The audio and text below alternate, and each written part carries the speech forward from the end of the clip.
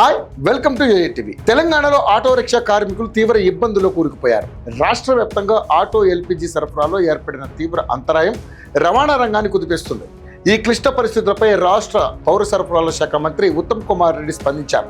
తక్షణమే జోక్యం చేసుకోవాలని కోరుతూ కేంద్ర పెట్రోలియం శాఖ మంత్రి హర్దీప్ సింగ్ పూరికి ఆయన లేఖ రాశారు. పశ్చిమాసియాలో నెలకొన్న ఉద్రిక్తతల కారణంగా అంతర్జాతీయంగా ఎల్పీజీ సరఫరాపై ప్రభావం పడింది.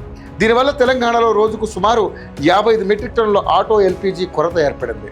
రాష్ట్రంలో 80% మార్కెట్ వాటా కలిగిన ప్రైవేట్ గ్యాస్ ఏజెన్సీలు, సూపర్ గ్యాస్, అదేవిధంగా టోటల్ ఎనర్జీస్ వంటివి సరఫరా లేక డ్రైఅవుట్ దిశగా వెళ్తున్నాయి. ఇప్పటికే అనేక బంకులు మూతపడ్డాయి. రాష్ట్ర వ్యాప్తంగా సుమారు 1 లక్ష మంది ఆటో డ్రైవర్లు ఎల్పీజీపై ఆధారపడి జీవిస్తున్నారు.